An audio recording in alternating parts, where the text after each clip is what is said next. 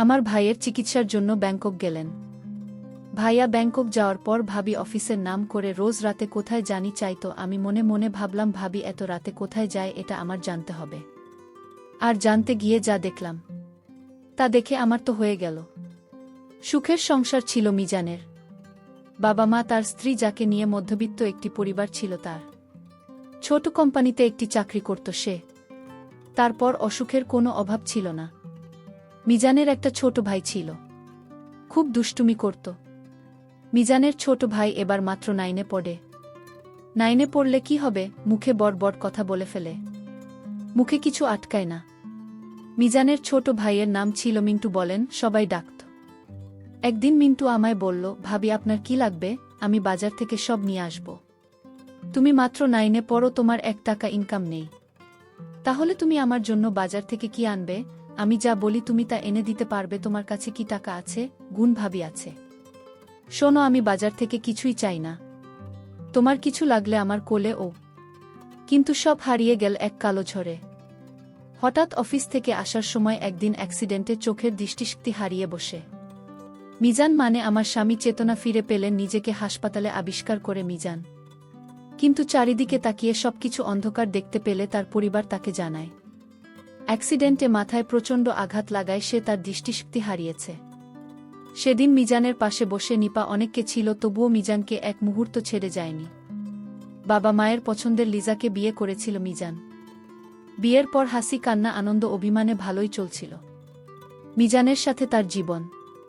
মিজান বারবার বুঝেছে বাবা মা তার জন্য সবচেয়ে ভালো কাউকে বেছে এনেছে।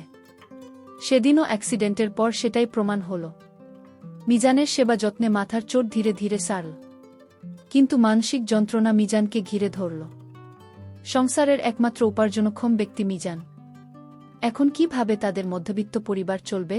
মিজান কতদিন যে লিজাকে বলছে, নিপা আমি বলি কি, তুমি তোমার বাবার বাড়ি চলে যাও, ভালো থাকবে, এই কথা দ্বিতীয়বার আর বলো না।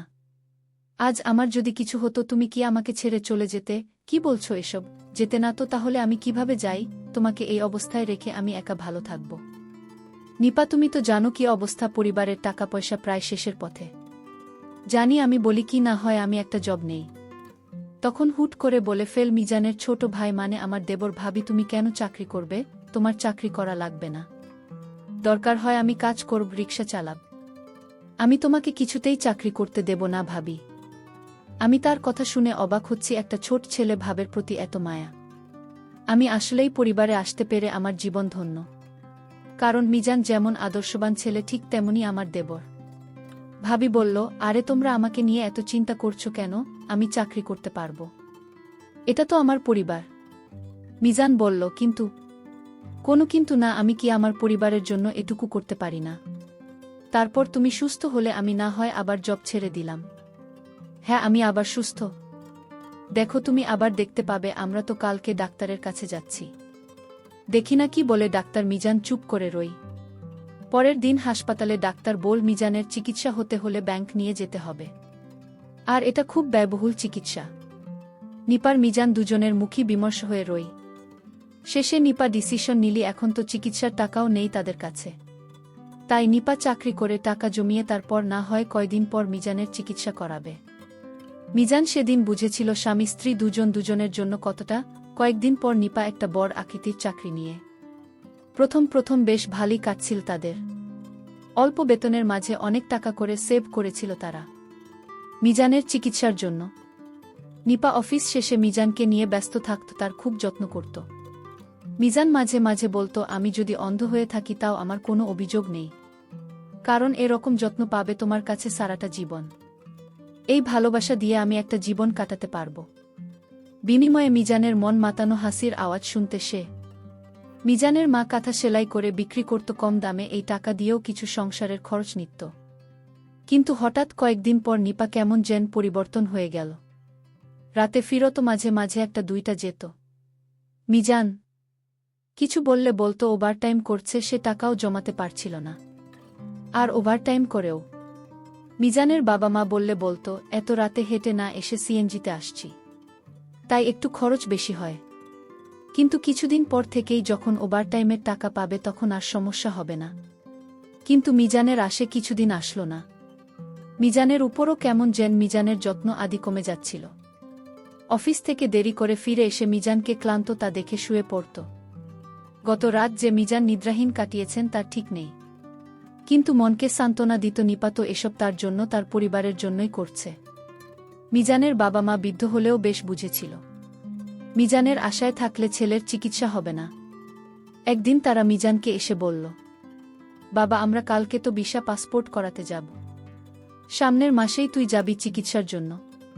কিন্তু বাবা এত টাকা তুমি কোথায় পেলে? উত্তর, নানু মারা যাওয়ার আগে তোর মায়ের নামে কিছু জমি লিখে দিয়েছিল, সেটাই আজ বিক্রি করে এসেছি।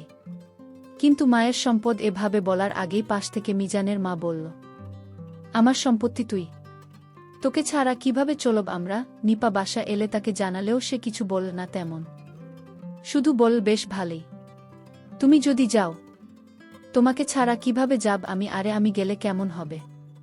তাহলে চাকরি করব কিভাবে আর পরিবারের খরচ মেটাবেন কিভাবে? হ্যাঁ ঠিকই বলেছ। বিদেশে আসলো মিজান। এয়ারপোর্ট অবধি সে মিজানের সাথে নিয়েছিল, সে নিপা সাহস জুগিয়েছিল তাকে। বাবা মা সবার থেকে বিদায় নিয়েছে, বিদেশে এসেছিল চিকিৎসা করাতে। আজ 5 মাস পর সুস্থ হয়ে দেশে ফিরেছে।